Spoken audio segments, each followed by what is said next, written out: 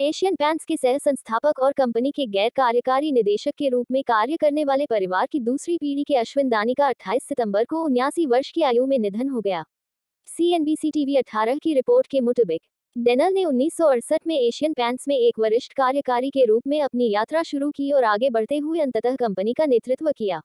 21,700 करोड़ रुपए के group turnover के साथ देश की सबसे बड़ी पेंट निर्माता कंपनी के विकास में डेनल का योगदान महत्वपूर्ण था। फोर्ब्स के अनुसार 2023 तक अश्विन डेनल की कुल संपत्ति लगभग $7.1 बिलियन होने का अनुमान है। उनका जन्म 26 सितंबर 1944 को मुंबई में हुआ था। 1966 में उन्होंने मुंबई विश्वविद्यालय से रसायन विज्ञान में विज्ञान स्नातक की डिग्री पूरी की। इसके बाद वह एकरोन विश्वविद्यालय से केमिकल इंजीनियरिंग में मास्टर डिग्री हासिल करने के लिए अमेरिका चले गए। उन्होंने डेट्रॉइट में एक रसायनज्ञ के रूप में अपना करियर शुरू किया। बाद में 1968 में वह एक वरिष्ठ कार्यकारी के रूप में अपने पारिवारिक व्यवसाय असलान पेंट्स में शामिल हो गए।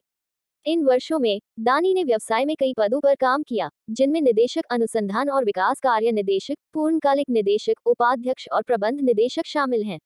दानी को व्यवसाय और पेंट क्षेत्र को अत्याधुनिक अवधारणाएं प्रदान करने के लिए अनुसंधान और विकास का उपयोग करने के लिए जाना जाता था। अश्विन दानी ने कंप्यूटर रंग मिलान की अवधारणा को आगे बढ़ाया, जिसे अब पेंट, प्लास्टिक, प्रिंटिंग, स्याही और कपड़ा जैसे उद्योगों में बड़े पैमाने पर लागू किया जाता है। इसके अतिरिक्त उन्हें एप्कोलाइट नेचुरल वुड फिनिश, लकड़ी की सतहों के लिए एक अभिनव फिनिशिंग सिस्टम और ऑटोमोटिव रिफिनिशिंग सिस्टम, तेजी से सूखने वाला एल्केड एनेमल, जो ऑटोमोबाइल आफ्टर मार्केट सेगमेंट में व्यापक रूप से अपनाया जाता है, जैसे अभूतपूर्व उत्पाद बनाने के लिए जाना जाता है।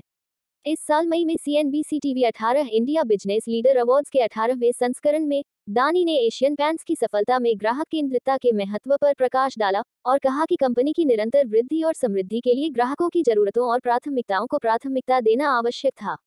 ये ग्राहक केंद्रित दृष्टिकोण व्यापक दर्शन के अनुरूप है, जो ग्राहक को कंपनी की रणनीतियों, नवाचारों और सेवा वितरण के केंद्र में रखता है।